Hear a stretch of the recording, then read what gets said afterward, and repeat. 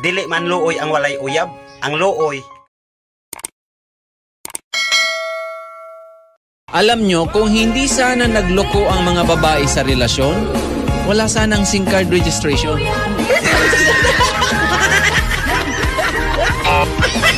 Ang pobre, proud kayo sila na naa sila'y kaliwat nga dato. Pero ang dato, wa sila kaila sa ilang kaliwat nga pobre.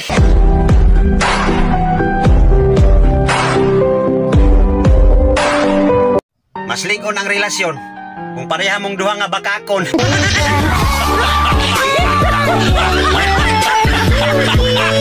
Bakit ganun? Bakit parang ang hirap-hirap maging masaya? Anong pakialam ko sa'yo? Oh no! Problema mo yan. Kadamay mo pa ako. May nagsabi sa akin, tignan ko muna daw yung ugali ko. Tinignan ko. Nandito pa naman.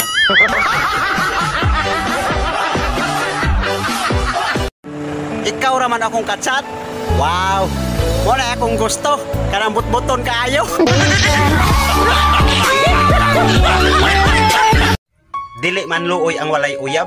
Ang luoy, kanang uyab na unta mo, pero gidinay kaniya sa lain.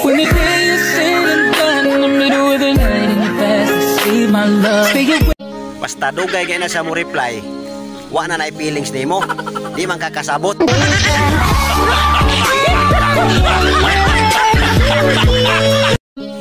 Magminyo na unta ko. Nya, dili man musugot akong asawa.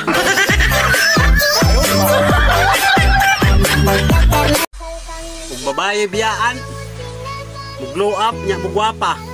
Pero mga lalaki mo biyaan, mahimong palahubog. Kapag napanaginipan mo ang isang tao, ang ibig sabihin nun, tulog ka.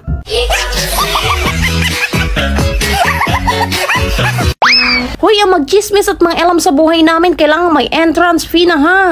Hindi na pwede ang library. Mahirap ang buhay ngayon. Kailangan magbayad kayo ng talent fee namin kasi kung wala kami, wala kayong topic. Ayaw og balo sa mga tao ng daot nimo. Timan ang daot nga prutas, matagak ra nag-iyaha. Alam mo ba na sa Pilipinas ka lang makakakita na spaghetti ang kinakain pero ang gamit ay kutsara? 5 bagay na dito mo lang sa Pilipinas makikita, magugulat ka sa huli. Una, sa Pilipinas ka lang makakakita na sira na ang relo pero ginagamit pa din. Pangalawa, sa Pilipinas ka lang makakakita na ang kapitbahay ay kilala ka lang kapag hihingi ng dahon ng malunggay. Pangatlo, sa Pilipinas ka lang makakakita ng sapatos na binibinyagan. Pang-apat, sa Pilipinas ka lang makakakita ng pagbukas mo ng ref ay may ice cream, pero tilapia ang laman.